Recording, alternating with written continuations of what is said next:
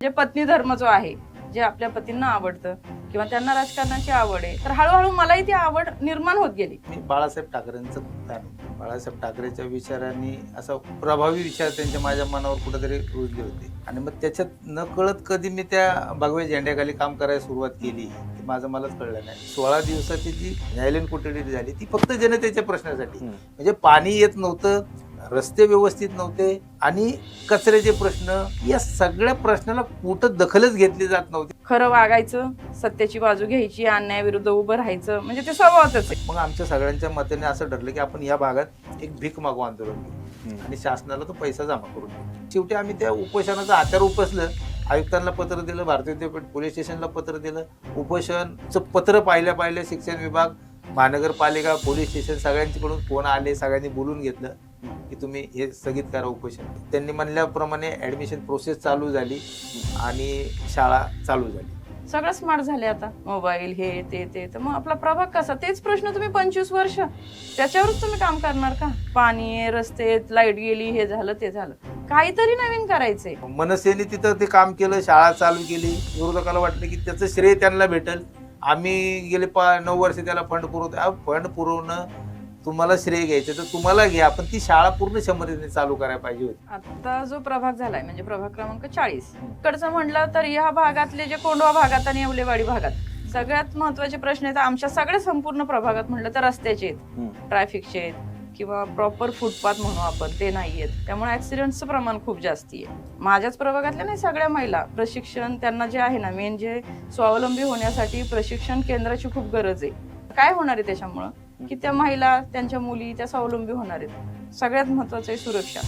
सुरक्षित असं त्यांच्या मुलांसाठी डे केअर सेंटर झालं. आंदोलन केलं, बॅट बॉल घेऊन खेळायला चालू झालं. सगळ्या पोलिसांचे गराडा झाला, झटापटी झाली. पोलिसांनी पकडून परत आयुक्तांकडे नेलं. ते मैदान पूर्ण क्षमतेने चालू झालं. मुलं खेळायला जायला लागली, वॉकिंगला जायला लागली. पूर्वीचे ते सहकारी होते, पक्ष त्यांनी बदलला, मात्र आता पुन्हा एकदा युतीच्या घोषणा होत आहेत. त्यामुळे पुन्हा एकदा त्यांच्याबरोबर कदाचित मांडीला मांडी लावून पुन्हा बसावं लागू शकतं युतीमध्ये. शिवसेना असो किंवा मनसे असो, तिथं साहेबांनी एकदा ठरवलं आणि थेट आदेश दिला, आदेशाचं पालन करणं जसं शिवसैनिकाचं कर्तव्य असतं तसं मनसैनिकाचं बी कर्तव्य असतं. आणि ज्यावेळेस हे 2 साहेब रिंगणात उतरतील त्यावेळेस म्हणजे जो काही निकाल आहे तो तुम्ही 16 जानेवारीला पाहतालच. तर लोक आमच्या इथे एक सुशिक्षित खूप मोठा वर्ग आहे. लोकांना कळतं हे काम कोण करतंय. लोक उघड्या डोळ्यांनी ते सगळं पाहतात आणि उघड्या डोळ्यांनी पाहून यावेळेस बदल हा खूप मोठ्या प्रमाणात घडण्याची शक्यता जास्त आहे. म्हणजे बदल घडणार. रस्ता तिथेच, वाहनं चालतायत, लोक रोडवरच चालतायत. त्याच्यानंतर भाजीवाले लोक सगळे जे छोटे छोटे व्यावसायिक असतात ते तिथंच बसलेले आहेत. लहान मुलं सायकल घेऊन चाललेत, ते पण त्याच्यातूनच. फुटपाथ व्हायला पाहिजे, अद्ययावत चांगली स्वच्छ भाजी मंडई व्हायला पाहिजे. सगळ्यांना अगदी खूप कळकळीची विनंती आहे, निवडून दिलं तर नक्कीच बदल होईल चांगला आणि छान सुंदर सुरक्षित असा प्रभाग आपला होईल, याचा मी नक्कीच सगळ्यांना विश्वास देते. नमस्कार, मी समृद्धी. टॉप न्यूज मराठीच्या माझा प्रभाग माझं व्हिजन या निवडणूक विशेष मुलाखतींच्या कार्यक्रमामध्ये आपलं स्वागत आहे. खरं तर निवडणुकांचं बिगुल वाजल्यापासून पुणे शहरामध्ये वेगवेगळ्या पद्धतीची समीकरणं तयार होताना पाहायला मिळतात. अनेक इच्छुकांचे चेहरे आपल्या समोर येताना पाहायला मिळतात. तशाच पद्धतीने वेगवेगळ्या प्रभागांसाठी प्रत्येक उमेदवाराचं त्याचं वेगळं असं विजन असलेलं पाहायला मिळतंय. हेच विजन जाणून घेण्यासाठी आज माझ्या बरोबर आहेत अर्थातच गणेश नाईकवाडे आणि रुपाली नाईकवाडे.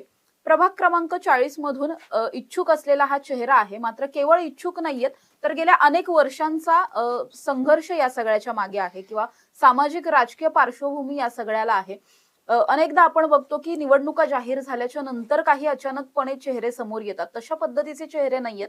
त्यामुळे मुळात 25 वर्षांचा हा सगळा संघर्ष आणि त्याच्यानंतर यंदाच्या वर्षी निवडणुकीमध्ये बदललेली समीकरणं आणि या निवडणुकांना कशा त्या सामोरे जाणार आहेत सगळं जाणून घेणार आहोत. ताई, तुमच्या दोघांचं सुद्धा खूप स्वागत आहे टॉप न्यूज मराठीच्या या कार्यक्रमामध्ये. ताईंना पहिला प्रश्न आहे, ताई, तुम्ही स्वतः एक उमेदवार म्हणून किंवा इच्छुक म्हणून या आधीच्याही जेव्हा निवडणुका लढवलेल्या आहेत तेव्हा सुद्धा तुम्ही स्वतः एक व्यक्ती म्हणून समोर आलेल्या होतात. अनेकदा असं बघायला मिळतं की जेव्हा महिला आरक्षण पडतं तेव्हा अनेकदा एखाद्या नेत्याची पत्नी जेव्हा उभी राहते तेव्हा तो नेताच सगळं काही बघत असतो, पत्नीला केवळ समोर ठेवलेलं असतं. तसं न होता तुम्ही स्वतः या सगळ्या सामाजिक कार्यात, राजकीय कार्य या सगळ्या राजकीय कामामध्ये तुम्ही स्वतः सुद्धा तितक्याच इन्क्लूड झाला होतात आणि तुमची राजकारणाकडे वळण्याची ही सगळी सुरुवात कशी झाली आणि तुम्हाला स्वतःला इंटरेस्ट कधी आला राजकारणामध्ये? तुम्हाला पण नमस्कार सर्वांना.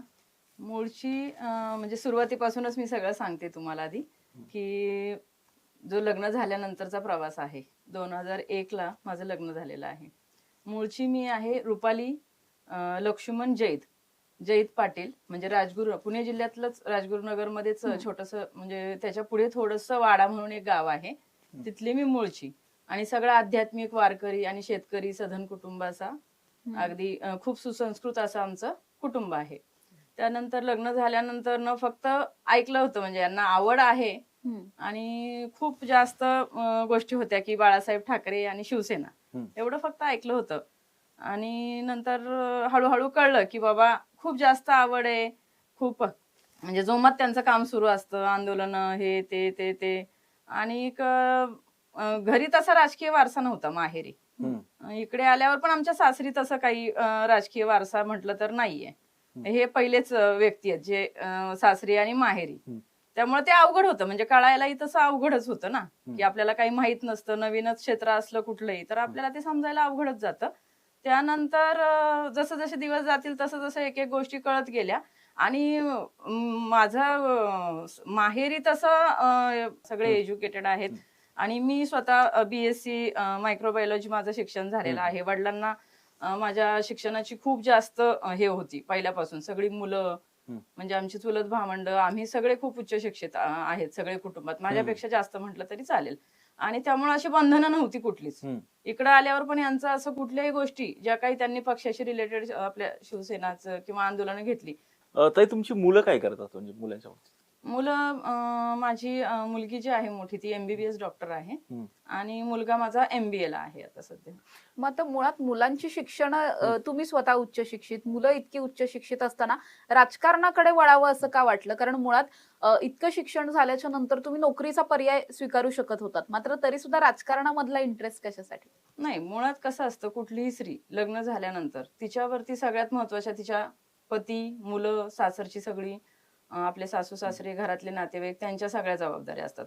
तुमचे सगळे जे म्हणजे तुमच्या इच्छा आहेत त्या सगळ्या, म्हणजे आमच्या पिढीपर्यंत तरी आताच्या मुली खूप जास्त म्हणजे त्या हे आहेत, म्हणजे त्यांच्या इच्छा मारून त्या काही करत नाहीत. पण आमच्या पिढीत तरी तसंच होतं की सगळं कुटुंबाला पहिलं प्राधान्य द्यायचं आणि आपल्या मेन म्हणजे पत्नी धर्म जो आहे, जे आपल्या पतींना आवडतं किंवा त्यांना राजकारणाची आवड आहे, तर हळूहळू मलाही ती आवड निर्माण होत गेली. म्हणजे काय असं आवर्जून राजकारण करायला तेही गेलेलं नाही, तेही नाही आणि मी पण नाही. त्यांना आवड होती, बाळासाहेब ठाकरे यांचे खूप फॅन होते ते पहिल्यापासून, मला आठवतं तसं. आणि मग नंतर मग आपोआपच ते घरी गप्पा व्हायच्या, तर आपोआप मला आवड निर्माण होत गेली. म्हणजे प्रॅक्टिकल मध्ये नव्हतात पण थेअरी तुमची चालू होती घरी, अगदी चर्चांमधून सगळं सण कळत होतं. समारंभ, सार्वजनिक कार्यक्रम असतात भरपूर, सगळे लोक जेव्हा बोलवतात तर आपल्याला पत्नी म्हणून त्यांच्यासोबत जावंच लागतं. किंवा म्हणजे तसं गेल्यामुळे आपोआप माहिती मिळत जाते त्यांच्या कामांची वगैरे, सगळे होत होतं ते आपसुकच. ते 2012 मध्ये तुम्ही मनसेकडून निवडणूक लढवलेली होती. निवडणुकीच्या रिंगणात उतरायचं हे कधी ठरलं आणि कसं ठरलं? नाही, कसं होतं की ह्यांचे जे लग्नापासून मी तुम्हाला सांगितलं तसं सुरुवातीपासून त्या गोष्टी चालूच होत्या घरामध्ये, गप्पा गोष्टी वगैरे वगैरे. आणि 2012ला नाही, अगदी निवडणुकीची ही खूप पूर्वीपासून सुरू झालेली होती. मग एक पुरुष आणि एक महिला असं आरक्षण पडलेलं होतं.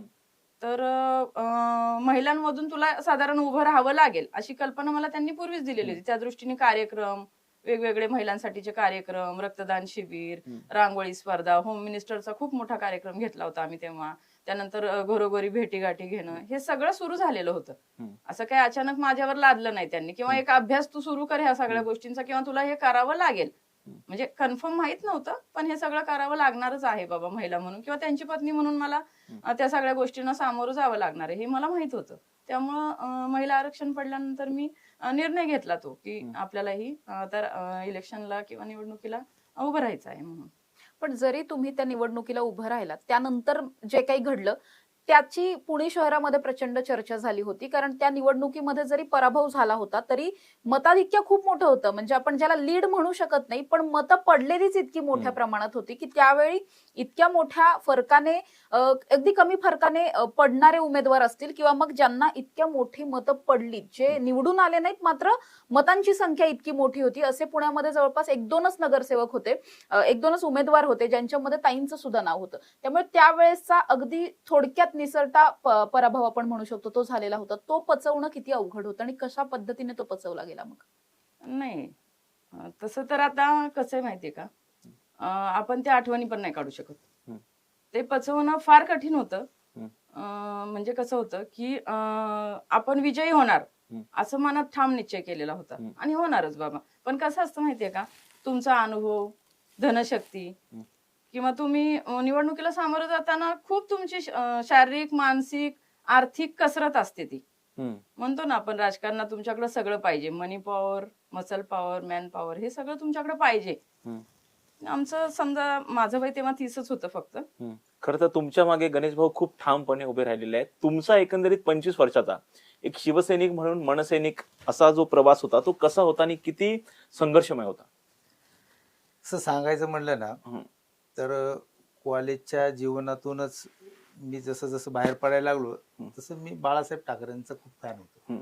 बाळासाहेब ठाकरेच्या विचारांनी असा खूप प्रभावी विचार त्यांच्या माझ्या मनावर कुठेतरी रुजले होते आणि मग त्याच्यात न कळत कधी मी त्या भगव्या झेंड्याखाली काम करायला सुरुवात केली ते माझं मलाच कळलं नाही. साधारण 2000च्या आसपास मी त्या भगव्या झेंड्याखाली काम सुरू केलं.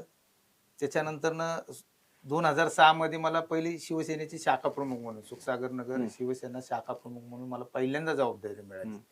आणि 2006 मध्ये जर तुम्ही पाहिलं तर आमचा जो सुखसागर नगर कात्रज जो भाग होता हे उपनगर आहे.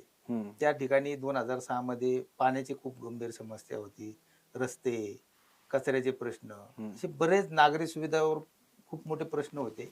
दुसरी गोष्ट 4-4 दिवस पाणी येत नव्हतं. आणि मग शाखा प्रमुख झाल्यानंतर अधिकाऱ्यांना निवेदन दिली जायची, पत्र व्यवहार करायला जायचा की आमच्या इथे पाणी येत नाही, तुम्ही पहा, आमच्याकडं कचरा उचलला जात नाही ते पहा, रस्ते व्यवस्थित नाही, चेंबरची झाकणं तुटलेली. परंतु अधिकारी काय करायचे, अधिकारी त्याला कायम केराचे टोपले दाखवायचे. आणि मग ते वारंवार व्हायला लागल्यानंतर मग शिवसैनिक जागा झाला. आणि मग शिवसैनिक जागा झाला आणि आम्ही मग ते क्षेत्रीय कार्यालय जिथं हे सगळे पत्र व्यवहार व्हायचे ते सहकार नगर क्षेत्रीय कार्यालय आम्ही तोडून फोडून टाकलं. आणि मग ह्याला कुठंतरी उद्रेक झाला पाहिजे होता, कुठंतरी लक्ष वेधलं जायला पाहिजे होतं. कारण आमच्या तिथं त्यावेळेस काँग्रेसचे नगरसेवक होते आणि त्यांचा दबाव म्हणा किंवा काय म्हणा ते अधिकारी लक्ष देत नव्हते. मग ते तोडफोड झाल्यानंतर त्याचा प्रचंड चर्चा झाली आणि आम्हालाही वाटलं नव्हतं की त्याच्यात आम्हाला पार जेलपर्यंत जावं लागेल. हा, तो एक किस्सा काय म्हणजे तुम्हाला 16 दिवस एरोडा जेलमध्ये काढायला काय झालं की ह्या पाणी प्रश्नावर आम्ही त्यांना सुरुवातीला निवेदन दिले.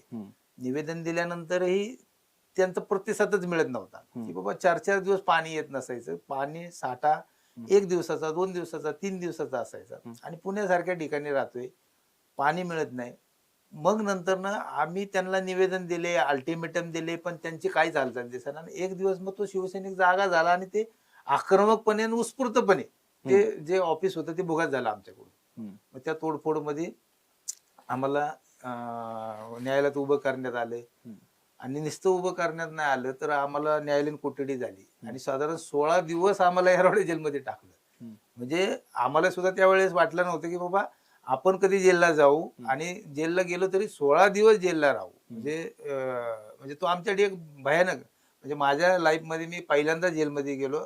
माझे आज 45 वर्षाच्या आयुष्यात पहिल्यांदा जेल एंट्री झाली आणि ती पण ह्या अशा पद्धतीने झाली, जनतेच्या प्रश्नासाठी. हो, जनतेच्याच नाही. ह्याच्यात तुम्ही बघा, मी मागच्याच काही दिवसापूर्वी तो फेसबुकवर पण व्हिडिओ शेअर केलाय की त्याच्यात सरळ सरळ सगळ्या गोष्टी लिहिलेल्या आहेत की बाबा माझ्यासोबत अजून माझे 4-5 शिवसैनिक होते, आम्ही असे 5 जण होतो की 16 दिवसाची जी पोलीस कोठडी, न्यायालयीन कोठडी झाली ती फक्त जनतेच्या प्रश्नासाठी. म्हणजे पाणी येत नव्हतं, रस्ते व्यवस्थित नव्हते आणि कचऱ्याचे प्रश्न, या सगळ्या प्रश्नाला कुठं दखलच घेतली जात नव्हती. आणि मग एखाद्या गोष्टीची जर दखल, आता ते शेवटी बाळासाहेब ठाकरे, शिवसेना हे रक्तात भिनभिनलेलं अन्याय एक लिमिट पर्यंत सहन करू शकतो, त्याच्यानंतर नाही. मग तो शिवसैनिक जागा झाला आणि ते खळखट्याक झालं, फुटलं, ऑफिस फुटलं आणि झालं, आम्हाला जेलला पाठवून दिलं. मग 16 दिवस जेलमध्ये काढले. पण जेव्हा तुम्ही 16 दिवस तुरुंगात होतात तेव्हा ताईंचं बाहेर काय होतं? तुम्हाला टेन्शन आलं होतं किंवा असं वाटलं होतं की आता यांना सांगावं की नको, राजकारण नको बाबा, असं जेलमध्ये वगैरे जावं लागत असेल तर असं कधी वाटलं का तुम्ही काय म्हणू शकतो, पतीवर विश्वास होता, निर्धास्त होतात, कशा होतात नेमक्या? नाही. कसं असतं, आपण किती जरी मनातून खंबीर असलो तर असे आता त्यावेळेला कसे होते, सोशल मीडिया वगैरे नव्हतं, न्यूज टीव्ही असं हे जे आता लगेच सगळं आपल्याला अवेलेबल असतं तसं नाही. काय झालं त्या दिवशी, तेव्हा दुसऱ्या दिवशी पेपरला आलं, त्यांना असे काळे बुरखे वगैरे घातले होते, ते गुन्हेगारांना असं खूप मोठ्या घालतात तशा प्रकारचं, आणि पेपरला आलं की शिवसैनिकांना अटक वगैरे असं आलं. आणि माझं बाळ होतं तेव्हा 7 महिन्याचं, आणि मी खूपच म्हणजे नाही का माझ्या त्या गोंधळातच, माझ्या छोटं लहान बाळ असल्यावर आपण खूपच हे असतो, चालायचं त्यांच्या गोष्टी, आंदोलन वगैरे, पण कळायला काहीच मार्ग नाही. म्हणजे असं दाखवलं, म्हणजे ऍक्च्युली न्यूज आणि टीव्ही ह्याला पेपरमध्ये असं दाखवण्यात आलं की खूप मोठा ह्यांनी काहीतरी गुन्हा केलाय, आणि तेव्हा एवढं कळायचं पण नाही मला, किती जेमतेम 6-7 वर्ष झालेली होती लग्नाला. आणि नंतर असं झालं की ते गेले 16 दिवस. मग साहजिक आहे, असं वाटायचं की का, म्हणजे असं का करतायत हे, असं का वागतायत, कशाला हे तोडफोड वगैरे, आपलं खाऊन पिऊन सुखी आहे, का राजकारण करतायत, असं वाटणारच ना कुठल्याही घरातल्या स्त्रीला. ते तुम्ही अशा पद्धतीने त्यांना जेलमध्ये टाकताय. आणि मग ते सगळ्या आया म्हणा, शिवसैनिक पदाधिकाऱ्यांनी सगळ्यांनी ते म्हणजे ते जेलमधून आले, म्हणजे आंदोलनं वगैरे केली सगळ्यांनी, सुखसागर नगरच्या सगळ्या लोकांनी खूप त्याचा पाठपुरावा केला. मग ते बाहेर आल्यावर जे त्यांचं स्वागत झालं, आणि मग तेव्हा कळलं की नाही, आपले पती काहीतरी खूप भारी काम करतायत. आणि मग म्हणजे भीती वाटायची की नको, ह्या भानगडी नको, आपलं चांगला चालू आहे संसार आपला, कशाला ह्या भानगडी. पण नाही, त्यांचं पहिल्यापासून येते की खरं वागायचं, सत्याची बाजू घ्यायची, अन्यायाविरुद्ध उभं राहायचं, म्हणजे ते स्वभावातच आहे. ही प्रेरणा तुम्हाला भाऊंकडून मिळाली असंच म्हणू शकतो आपण. हे बघा, आपण कोणीही आईच्या पोटातून शिकून येतं का गोष्टी? कुठल्याही गोष्टी आपल्याला ह्या हळूहळू जसा अनुभव येईल संसारामध्ये पण किंवा घरात बाहेर कुठलाही, तसा हळूहळू आपण शिकत जातो. आणि मग तेही मला नेहमी सांगणार, प्रत्येक गोष्ट मला घरी येऊन सांगणं ही सवय. त्यामुळे मला ते मनात कुठंतरी ते म्हणा तुम्ही राजकारणाचं किंवा आवड निर्माण झाली, बिंबत गेलं. आणि सुरुवातीला वाटायचं उगाच ह्या फांदात पडतात, मला आवडायचं नाही. हे जेल वगैरे झाली, मग खूप घाबरले सगळे घरातले. आणि नंतर ना मग प्रत्येक प्रश्न ते उचलून धरणार, कुठलाही. कोणी फोन केला, साधे भाजीवाल्यांचे, म्हणजे काय भाजी मंडई नाही, रोडलाच लोक बसलेत, फुटपाथच नाही, खूप प्रश्न आहेत आमच्या प्रभागात, अजूनही तसेच आहेत. मी म्हणजे काय म्हणतो आपण, झालं असतं तर मी हे केलं असतं वगैरे. आणि मला तेव्हा वाटायचं आता नसेल ते, ऍक्च्युली सगळं तसंच आहे. सगळे प्रश्न तसेच आहे, पाणी प्रश्न वगैरे समस्या तशाच आहेत, बेसिक प्रश्न वगैरे थोडेफार ते सोडवले गेलेले आहेत. पाण्याचे वगैरे मी तुम्हाला म्हटलं यांनी आंदोलन केलं तसं, पण तेवढा विशेष काही फरक नाही पडलेला. आणि मग ते त्यांचं स्वागत वगैरे बघून आणि ते सगळं बघून मग हळूहळू आवड निर्माण झाली. आणि त्यांचं जे काम आहे त्याच्यावर म्हणजे माझाही आता त्याच्यानंतर विश्वास बसायला लागला की नाही, आपले पती जे करतायत ते सगळं बरोबरच आहे. जसं ताईंनी सांगितलं की तुम्ही प्रत्येक प्रश्नासाठी रस्त्यावरती उतरायचा, जसं पाणी प्रश्नासाठी तुम्ही रस्त्यावरती उतरला होता, थेटपणे क्षेत्रीय कार्यालयच फोडून टाकलेलं होतं. शिक्षणाच्या बाबतीमध्ये अनेक दिवस एक शाळा बंद होती, जे की ई लर्निंग स्कूल होतं, त्या बाबतीमध्ये काय घडलेलं होतं? तुम्ही थेटपणे भीक मागो आंदोलनच केलं होतं. काय झालं होतं सर, 2016 मध्ये आमच्या परिसरात साधारण 1-2 एकरचा आसपास एक प्लॉट होता, अम्युनिटी स्पेस होती, ती महानगरपालिकेने ताब्यात घेतली. त्यानंतर 2016 मध्ये तिथं ठराव टाकून ई लर्निंग स्कूलची तिथं फाउंडेशन चालू झालं. 2016 पासून ते 2025च्या जानेवारी महिन्यापर्यंत, म्हणजे साधारण एक 9 वर्षाचा काळ होता की त्या इमारतीकडे संपूर्ण दुर्लक्ष. म्हणजे तिथं जवळपासच्या शेजारच्या लोकांना माहित नव्हतं की शाळा आहे, त्यांना फक्त वाटायचं ही बिल्डिंग आहे, काहीतरी इथं चाललेलं आहे, हे बंद अवस्थेत आहे. जानेवारी 2016 मध्ये मी महानगरपालिकेला त्याचा पहिला पत्रव्यवहार चालू केला की बाबा सदर ही जी शाळा आहे ही 9 वर्ष झाली, ही कासवाच्या संत गतीने हिचं काम चाललेलं आहे, म्हणजे ह्याला किती वेळ लागणार आहे आणि का थांबलेले. मग त्यांनी सांगितलं की बाबा आमच्याकडे पैसे नाही आहेत महानगरपालिकेकडून, कोरोना काळानंतर आम्ही निधी थोडासा कमीच देतोय, हे देतोय.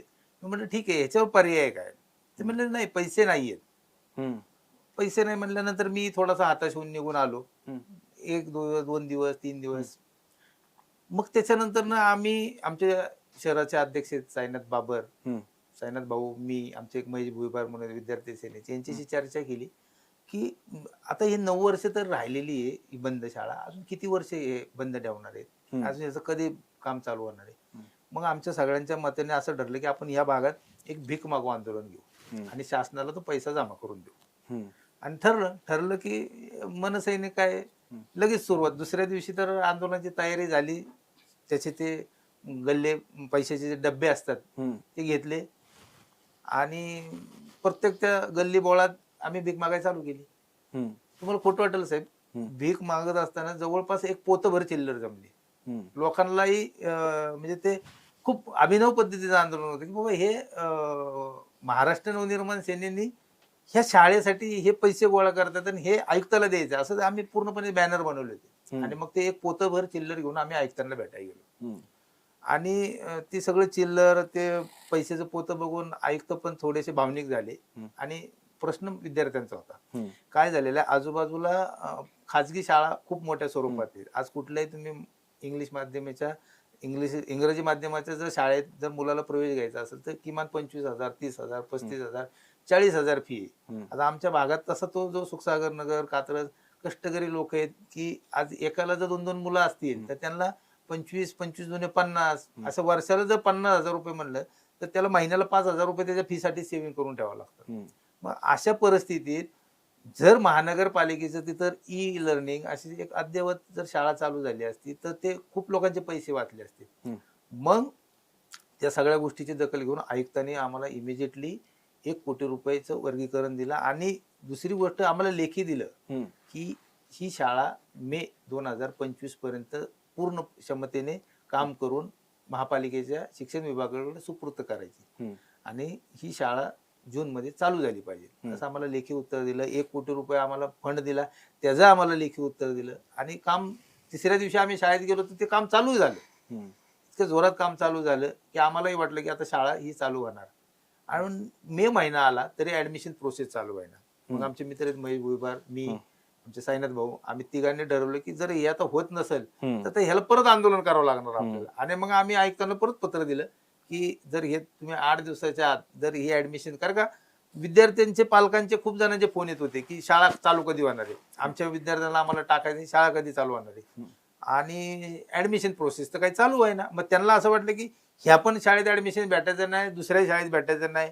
मग त्यांचे सततचे फोन. मग शेवटी आम्ही त्या उपोषणाचं हात्यावर उपसलं, आयुक्तांना पत्र दिलं, भारतीय विद्यापीठ पोलीस स्टेशनला पत्र दिलं. उपोषणचं पत्र पाहिल्या शिक्षण विभाग, महानगरपालिका, पोलीस स्टेशन सगळ्यांच्याकडून फोन आले, सगळ्यांनी बोलून घेतलं की तुम्ही हे स्थगित करा उपोषण, आम्ही इमिजिएटली ऍडमिशन प्रोसेस चालू करतो. आणि त्यांनी म्हणल्याप्रमाणे ऍडमिशन प्रोसेस चालू झाली आणि शाळा चालू झाली. म्हणजे जे 9 वर्ष रखडलेली शाळा होती ती किमान अवघ्या 6 महिन्यात चालू झाली. आज तिथं ज्युनियर केजी आणि सिनियर केजी, ऍक्च्युली ती पहिली ते 4थी पर्यंतची मान्यता तिला मिळालेली स्टँडिंग मध्ये, परंतु ती ज्युनियर केजी, सिनियर केजी, आता काय शेवटी बघा कसं असतं की मनसेने तिथं ते काम केलं, शाळा चालू केली. विरोधकाला वाटलं की त्याचं श्रेय त्यांना भेटल, आम्ही गेले 9 वर्ष त्याला फंड पुरवतो. फंड पुरवणं तुम्हाला श्रेय घ्यायचं तर तुम्हाला घ्या, पण ती शाळा पूर्ण क्षमतेने चालू करायला पाहिजे होती. ती पूर्ण क्षमतेने झाली नाही. केवळ ज्युनियर केजी, सिनियर केजीचे 2 वर्ग चालू झाले. आज तिथं साधारण एक 80-90 मुलं विद्यार्थी शिक्षण घेतात आणि ते पूर्णपणे मोफत आहे. आज ती चालू करत असताना सुद्धा त्याच्यात त्यांना ब्लॅक बोर्ड देऊन दिले नाहीयेत, त्यांना चेअर नव्हत्या आजही. मग त्या चेअर नव्हत्या, तिथं मावशी नव्हती. मग आम्ही स्वखर्चाने तिथं चेअर दिल्या, ब्लॅक बोर्ड दिले, तिथं मावशी उपलब्ध करून दिल्या, त्यांचे पगार आम्ही आमच्या खिशातून दिले. आमचं त्याच्यात प्रामाणिकच मत होतं की बाबा हा जो गोरगरीब समाज आहे यांनाही वाटतं की आपल्या मुलांनी चांगलं उच्च शिक्षण घ्यावं, परंतु पैसे नसतात. आणि तुम्ही पहा आज मी ना कोणत्याही शाळेत गेलं तर तुम्हाला फी नाही भरलं तर इमिजिएटली तुमचा रिझल्ट दिला जात नाही, तुम्हाला थांबवलं जातं. आणि मग आई वडील हातबल होतात. मग त्यामुळे माणूस काय करतं की टाकतानाच म्हणतं की नको, आपण कुठेतरी आपल्या कमी दर्जाची कमी फी असलेली शाळा बघू. पण मग महानगरपालिका जर ते शाळेला सगळ्या सुख सुविधा सगळं पुरवल्या तयार असतं, फक्त प्रॉब्लेम हा होतो की हा 9-9 वर्ष त्या शाळा ह्या सगळ्या गोष्टीपासून वंचित ठेवल्या जातात. मग आता ह्याच्या मागं तसं कारण खूप आहेत, पण आपल्याला त्या कारणात जायचं नाही. आपल्याला महत्वाचा मुद्दा होता की मुलांसाठी तिथे शाळा चालू होणं गरजेचं होतं आणि ती झाली. पण जसं तुम्ही हे आंदोलन केलं किंवा आंदोलनासाठी तुम्हाला तुरुंगवारी करावी लागली, त्यानंतरचं हे आंदोलन, मनसे म्हटलं की आंदोलनाशी खूप जवळचा संबंध असतो आणि मनसेची आंदोलनं कायम इनोव्हेटिव्ह असतात, काहीतरी वेगळी आंदोलनं असतात.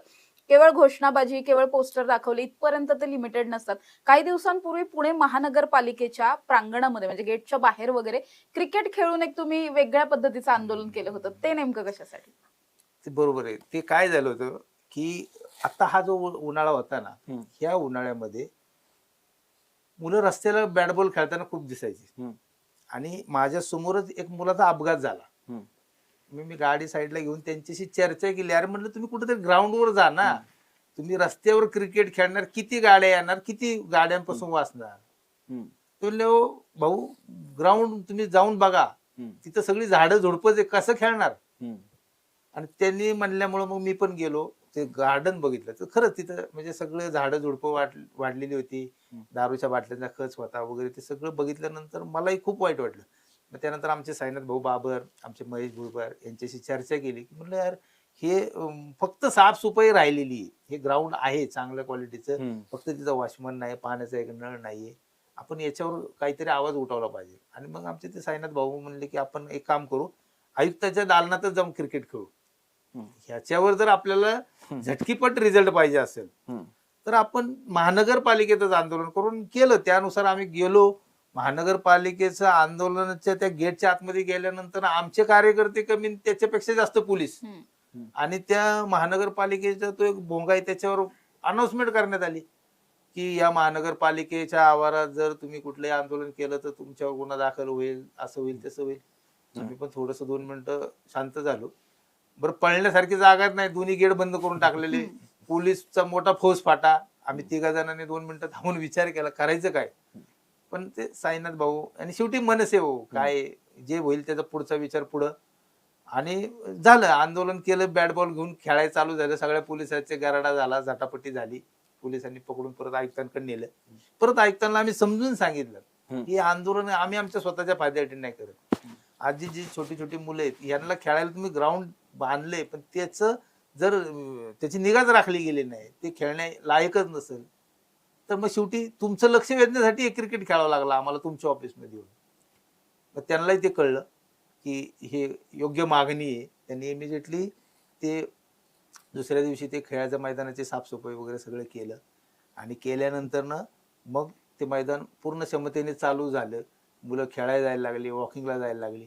परंतु परत विरोधकाला वाटलं की आता ह्याचंही श्रेय हे घेतील, मग परत ते पुढे अधिकाऱ्यांना सांगून परत ते जैसे ती परिस्थिती आता केली त्यांनी. म्हणजे काय होतं की ह्या राजकारण हा पार्ट वेगळा आहे. या राजकारणामध्ये सर्वसामान्यांना तुम्ही घेऊ नका. तुमचं जे राजकारण आहे ते तुमच्या ना आमच्या मध्ये आहे ना, तर तुम्ही त्या पद्धतीने आमच्याशी लढलं पाहिजे ना की ह्यांनी ते काम केलं आणि ह्याला ते श्रेय भेटेल म्हणून ते कामच डेव्हलप होऊन द्यायचं नाही, त्याचं कुठं नावच होऊन द्यायचं नाही, त्या कामाला मग 100% अडथळे आणायचे. हे वाईट आहे आणि हे विचित्र राजकारणात सर्वसामान्य जनतेचा बळी जातोय. भाऊ, बोगस शिपाई भरती प्रकरणामध्ये सुद्धा तुम्ही आंदोलन केलेलं होतं, ते सुद्धा खूप चर्चेत आलेलं होतं. ते काय होतं? बोगस भरतीचं काय झालं की 2020 साली आमची इथे एक शिक्षण संस्था आहे. त्या शिक्षण संस्थेचा एक शिपाई आहे सचिन घोरपडे म्हणून. 2020 मध्ये त्यांनी मला सांगितलं की बाबा असं असं आमच्या संस्थेत गडबड गोंधळ झालेला आहे आणि ते मलाही त्रास देतात. तर मी ऐकून ठीक आहे म्हणलं, पुढे गेलो निघून. त्यानंतर न परत 1 वेळा 2 वेळा त्यांनी मग मला शेवट एक पत्र दिलं की तुम्ही महाराष्ट्र नवनिर्माण सेनेच्या नावाने की तुम्ही या विषयात लक्ष घाला, मलाही न्याय मिळून द्या, कारण का त्यालाही त्या संस्थेतून ते शिपाई पदावरून काढलं होतं आणि मला दुसरा शिपाई त्यालाही पळून लावलं, त्याच्या जागी दुसरा बोगस शिपाई नेमलाय. जो बोगस शिपाई नेमलाय तो त्या संस्थेचा खजिनदार आहे, तोच बोगस शिपाई म्हणून तिथं पगार घेतोय. मग त्याचा मी सगळं ऐकून घेतल्यानंतर मी महानगरपालिके शिक्षण विभागात त्याचा पाठपुरावा केला, त्याच्याशी पत्रव्यवहार केला. साधारण 3 वर्ष लागले त्याला. 2022ला मी त्याचं खरं पत्र दिलं.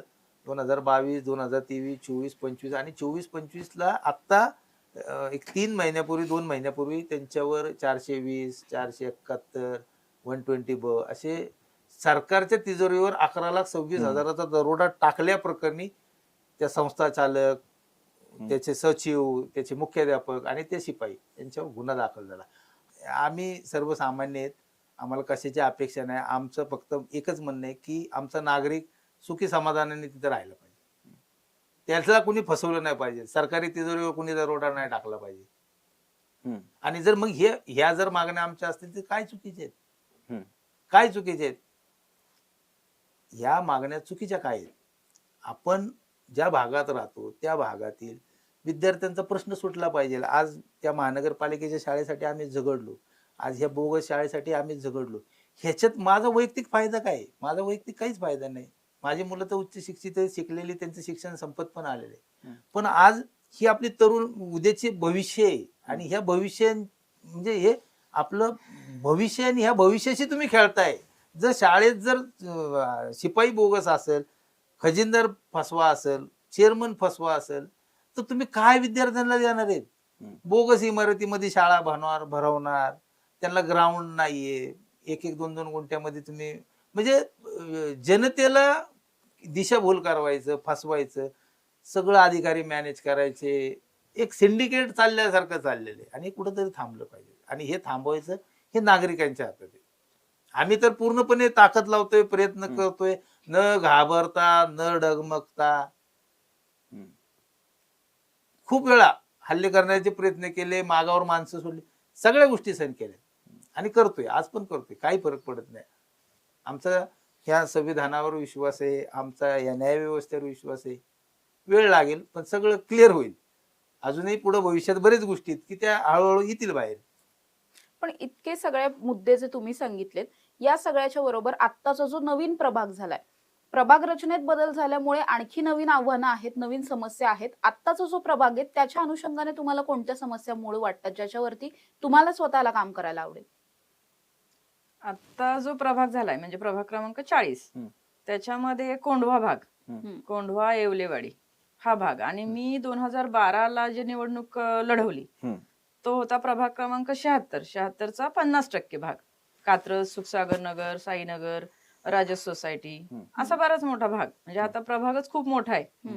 तर असं मिळून झालेलं आहे. म्हणजे ऑलरेडी सगळ्या समस्यांची जाण आहे असं म्हटलं तरी चालेल. तेव्हाच्या म्हणजे तेव्हापासून आपण ह्या सगळ्या गोष्टींमध्ये आहोत. हे यांचं चालू आहे, वेळोवेळी सगळ्या गोष्टी माहिती आहेत. आणि आता इकडचं म्हटलं तर ह्या भागातले जे कोंढवा भागात आणि येवलेवाडी भागात सगळ्यात महत्वाचे प्रश्न आहेत आमच्या सगळ्या संपूर्ण प्रभागात. म्हटलं तर रस्त्याचे आहेत, ट्रॅफिकचे आहेत, किंवा प्रॉपर फुटपाथ म्हणू आपण ते नाहीयेत. त्यामुळे ऍक्सिडेंटचं प्रमाण खूप जास्ती आहे. सगळ्यात महत्वाचा आणि सगळ्यात भीषण प्रश्न येतो. परवाच आमच्या इथे एक ऍक्सिडेंट झाला. एक महिला शिक्षिका त्या गेल्या. म्हणजे खूप भयानक. म्हणजे सगळ्यात जास्त म्हणलो ना आपण, कात्रज कोंढवा रोडला सगळ्यात जास्त सध्या ऍक्सिडेंट होत आहेत. तो एक प्रश्न आहे. कचऱ्याचे प्रश्न आहेत आणि ट्रॅफिकचं कुठंतरी नियोजन करणं. फोन येतात, कुठं ऍक्सिडेंट झाला की फोन येतो, पाणी आलं नाही की फोन येतो, कुठं ड्रेनेज लाईन तुंबली की फोन येतो. असं सगळं चालू आहे. मग काम तर चालूच आहे, ते कधीच थांबणार नाही. जसं ताईंनी सांगितलं की कुठेही अडचण आली की नागरिकांचे तुम्हाला थेटपणे फोन येतात. तर पाहिलं तर काही दिवसांपूर्वी, अर्थात तुम्ही महाराष्ट्र नवनिर्माण सेनेमध्ये आहात, काही दिवसांपूर्वी वसंत मोरे हे शिवसेना अर्थात ठाकरेंच्या शिवसेनेमध्ये गेलेले होते. त्यावेळी जर पाहिलं तर त्या भागामध्ये तुम्हाला कुठेतरी प्रमोट करण्याचा प्रयत्न झालेला होता. आणि विशेष म्हणजे तुम्ही फ्लेक्सबाजी खूप केली होती त्या भागात, ज्याची सगळीकडे बातम्या झाल्या, चर्चाही खूप मोठ्या प्रमाणात झाली. त्यामागचं कारण नेमकं काय होतं? कारण तुमचे पूर्वीचे ते सहकारी होते, पक्ष त्यांनी बदलला, मात्र आता पुन्हा एकदा युतीच्या घोषणा होत आहेत. त्यामुळे पुन्हा एकदा त्यांच्याबरोबर कदाचित मांडीला मांडी लावून पुन्हा बसावं लागू शकतं युतीमध्ये. हे बघा आता कसं होतं, तुम्हाला खरं सांगायचं म्हटलं तर आमच्या शिवसेना असो किंवा मनसे असो, इथं आदेश असतो. आदेश आम्हाला बाकी काही कळत नाही. एकदा साहेबांनी आदेश दिला की तो विषय संपला आमच्यासाठी. आदेशाचं पालन करणं जसं शिवसैनिकाचं कर्तव्य असतं तसं मनसैनिकाचं बी कर्तव्य असतं. एकदा आदेश दिला की त्याची अंमलबजावणी करणं हा एकच आमच्या पुढे धर्म असतो. त्यामुळं साहेबांनी एकदा ठरवलं आणि थेट आदेश दिला की तुम्हाला लढायचंय आणि ह्याच्या संघ लढायचंय, त्याच्या संघ लढायचं, तर आम्ही त्याला काहीच बोलू शकत नाही. त्यामुळं साहेबांनी आदेश दिला आणि हे चांगलं आहे की मराठी माणसासाठी कुठंतरी साहेब एकत्र आलेत. त्यामुळे आम्हाला त्याचा आनंदच आहे. पण आता जर आपण बघितलं प्रभाग रचना जशी बदलली आहे तशी राजकीय समीकरणं सुद्धा बदलत आहेत. जसं आपण युतीबद्दल बोललो, युतीची समीकरणं बदलत असल्यामुळे या प्रभागामध्ये काही वेगळी आव्हानं वाटतायत राजकीय दृष्टिकोनातून. तसं पाहिलं ना तर महानगरपालिकेची निवडणूक ही 2017 नंतर ना 2025 मध्ये होती आणि आमच्या भागात जे चेहरे ते चेहरे लोकांना दिसलेलेच नाही. हम्म. महानगरपालिकेची 2022 ला ज्यावेळेस निवडणूकची टर्म संपली त्याच्यानंतरनं ते चेहरे कुठं दिसलेच नाही लोकांना. आणि मग जर ते चेहरे दिसले नाही तर लोक, आमच्या इथे एक सुशिक्षित खूप मोठा वर्ग आहे, लोकांना कळतं हे काम कोण करतंय, लोक उघड्या डोळ्यांनी ते सगळं पाहतात आणि उघड्या डोळ्यांनी पाहून यावेळेस बदल हा खूप मोठ्या प्रमाणात घडण्याची शक्यता जास्त आहे. म्हणजे बदल घडणार. म्हणजे शिवसेना अर्थात दोन्ही ठाकरे बंधू एकत्र येत आहेत, त्याचा कशा पद्धतीचा परिणाम पडू शकतो असं वाटतं? मराठी माणूस, हम्म. मराठी माणसासाठी हे म्हणजे साहेब, उद्धव साहेब एकत्र आलेले आहेत आणि हा मराठी माणूस आता पूर्णपणे जागा झालेला आहे की त्याची कशी फसवणूक झाली, कशी लुबाडणूक झाली, कशी आश्वासनं दिलेत, कसे भूलतापा दिलेत, या सगळ्या गोष्टी त्याला जाणवल्यात. आणि ज्यावेळेस हे दोन साहेब रिंगणात उतरतील त्यावेळेस म्हणजे जो काही निकाल आहे तो तुम्ही 16 जानेवारीला पाहतालच. ताई, तुम्हाला एक शेवटचा प्रश्न आहे. खरं तर तुम्ही असं म्हणताय की मत नव्हे विश्वास, हे ब्रीदवाक्य नेमकं कशासाठी आणि तुम्हाला तुमच्या प्रभागातील सगळ्या जनतेला काही सांगायचं आहे का, काही थेट संदेश द्यायचा आहे का? सगळ्यात महत्वाचं कसं आहे माहितीये का, की विश्वास म्हणजे काय आहे? मी सांगितलं खूप नवखी होते मी. 2012 मी जेव्हा निवडणुकीला सामोरी गेले, 10,024 लोकांनी माझ्यावर आधीच विश्वास ठेवलेला आहे. सगळ्या प्रभागातल्या विश्वास त्यांचा आहे. कुठंतरी त्यांना कळतंय की वाटतंय की नाही आपल्या म्हणजे हे सुरुवातीपासून काम करतायत झोकून देऊन, तर त्यांना माहिती येते की हे काम करणारे लोक आहेत. पण आता पराभव झाला तर काही काम थांबलेलं नाहीये, काम सुरूच आहे. आणि मेन कसं असतं की महिला म्हणून तुम्ही जेव्हा जाताय ना, तर सगळ्यात महत्वाचं कसं आहे, महिलांचे प्रश्न सगळ्यात महत्वाचे आपल्याला हाताळायचे. आता घरात तेच करतोय. प्रत्येक महिला ही स्वावलंबी आहे, कणखर आहे, सहनशील आहे. तिला सगळ्या प्रश्नांची जाणीव आहे. घरात सगळे रोल निभावतोय आपण. प्रत्येक महिला हुशार आहे, निर्णय क्षमता आहे तिच्यात, जबाबदारीची जाणीव आहे तिच्याकडं.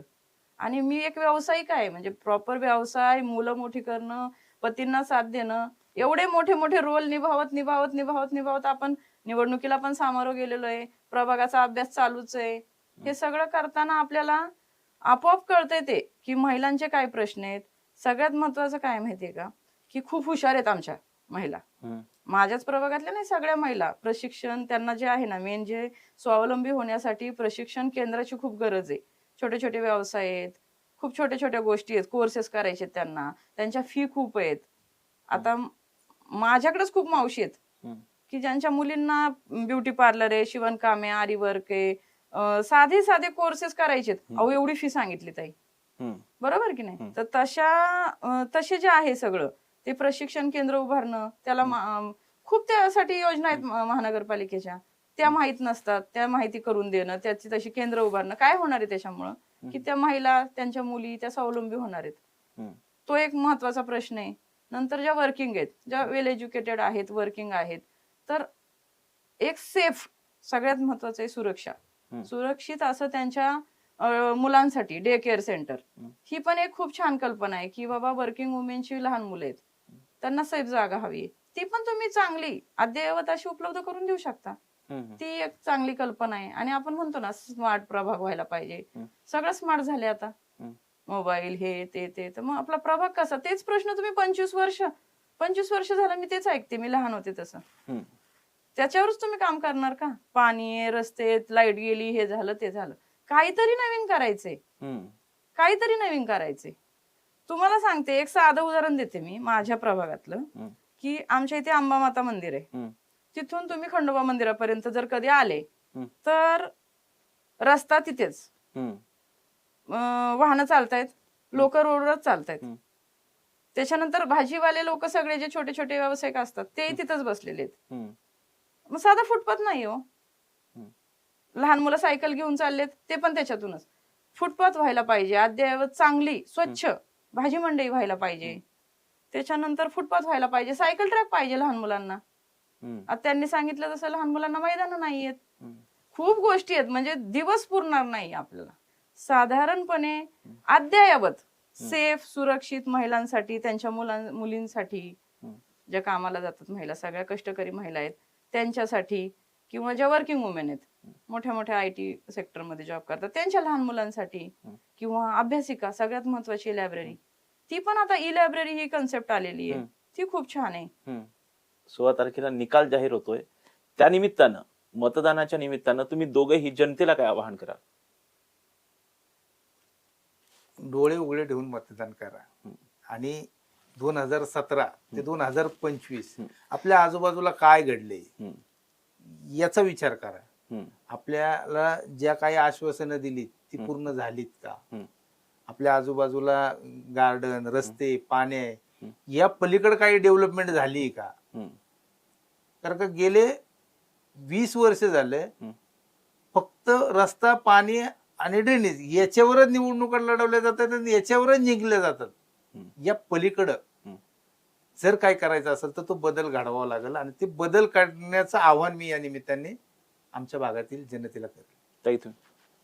सगळ्यात महत्वाचं कसं आहे माझ्या दृष्टीने की माझे पती जे आहेत मेन, साहेबांनी जे आहे काम जे केलंय 25 वर्ष ते नगरसेवक नसताना केलेले इतके कामं केलेत ना. आता मागेच त्यांनी तुम्हाला आता सगळं सांगितलेलं आहे, लर्निंग स्कूल आहे, त्यानंतर आम्ही एक खूप मोठा संभाजीराजांचा जन्मोत्सव जयंतीचा कार्यक्रम घेतला, त्यानंतर त्यांनी मैदान केलं, ते म्हणजे काम सगळी प्रलंबित राहतात आपल्याकडे सत्ता नसल्यामुळं. तर अशी त्यांनी कंटिन्यूस कामं चालू आहेत आणि जागोजागी कचऱ्याचे ढीग होते किंवा काय होतं ते एक आवाहन केलं होतं की तुम्ही फोन करा, ते आम्ही सगळं साफसफाई सगळी अशा सतत उपक्रम राबवतायत ते. म्हणजे एखादी व्यक्ती नगरसेवक नसताना एवढं काम करू शकते. तर माझं आव्हान एकच आहे फक्त सगळ्यांना की निवडून आल्यावर ते किती काम करतील, किंवा ते मला म्हणजे आता महिला म्हणून मलाच सामोरी जायचं ह्या सगळ्या गोष्टींना, तर आम्ही किती काम करू शकतो ह्याचा फक्त त्यांनी विश्वास तर आधीच जनतेने आमच्यावर खूप ठेवलाय. त्यांचे म्हणजे आपण म्हणू ना एक उपकार म्हणलं तरी चालेल. एवढं मतदान झालेलं आहे 10,000, पण आता ते म्हणजे कुठंतरी कमी पडलेलं आहे. तर आता मला विजयी होण्यासाठीच जेवढं जे काही मतदान अपेक्षित आहे तेवढं होणं खूप गरजेचं आहे. त्याच्यानंतर आपण खूप प्रभावीपणे आणि खूप आमूलाग्र म्हणजे बदल घडू शकतो आपल्या प्रभागामध्ये आणि खूप काम करू शकतो. नगरसेवक नसताना आपण एवढं काम करतोय तर जनतेने विश्वास ठेवावा. सगळ्यांना अगदी खूप म्हणजे खूप कळकळीची विनंती आहे आणि निवडून दिलं तर नक्कीच खूप बदल होईल, चांगला आणि छान सुंदर सुरक्षित असा प्रभाग आपला होईल याचा मी नक्कीच सगळ्यांना विश्वास देते या ठिकाणी. नक्कीच प्रभाग क्रमांक 40 अर्थात कोंढवा, बुद्रुक आणि येवलेवाडी या प्रभागासाठी विजन काय आहे हे जाणून घेण्यासाठी आजच्या आपल्या या कार्यक्रमामध्ये गणेश नाईकवाडे आणि रुपाली नाईकवाडे हे दोघे सहभागी झालेले होते. त्यांनी त्यांचं विजन सांगितलंय. आता जनतेने ठरवायचंय की जनतेला नेमकं काय हवंय, काय करायला पाहिजे त्यांच्या नगरसेवकांनी, त्यांचे दृष्टिकोन काय. खरं तर या आजच्या सगळ्या बोलण्यामधून प्रकर्षाने जाणवलेली एक गोष्ट म्हणजे अनेकदा जसं त्यांनी आता सांगितलं की ड्रेनेज, रस्ते, पाणी वगैरे याच समस्या गेल्या अनेक वर्षांपासून देश स्वतंत्र झाल्यापासून आपण याच सगळ्या मुद्द्यांवरती निवडणुका लढवतोय आणि जिंकतोय सुद्धा. मात्र नवीन विचार, नवीन संकल्पना, नवीन उपाययोजना या सुद्धा राबवल्या गेल्या पाहिजेत आणि तशा दृष्टिकोनातून नवीन नवीन व्हिजन्स जे आहेत ते सुद्धा त्यांनी त्यांचे सांगितले. त्यामुळे अर्थातच आता या सगळ्यानंतर जनता जनार्दन जी आहे ती नेमकी कशा पद्धतीने या सगळ्याला प्रतिसाद देते ते पाहण्यासाठी आपल्याला निवडणुकांची वाट पाहावी लागणार आहे. तुम्हाला दोघांना सुद्धा निवडणुकीसाठीच्या खूप साऱ्या शुभेच्छा आणि तुम्ही पाहत राहा टॉप न्यूज मराठी. आपला महाराष्ट्र, आपली बातमी. तुमची car, electric panel, data server आगीपासून सुरक्षित आहे का? नाही? मग आजच बसवा F protect temperature activated fire suppression device. यामध्ये आहे eco friendly non toxic pressurised liquid जे आग लागल्यास क्षणार्धात ऍक्टिव्हेट होऊन आगीवरती मिळवते नियंत्रण. बसवण्यास अतिशय सोपे आणि सुटसुटीत. टेकालिपचे एक दर्जेदार उत्पादन एफ प्रोटेक्ट.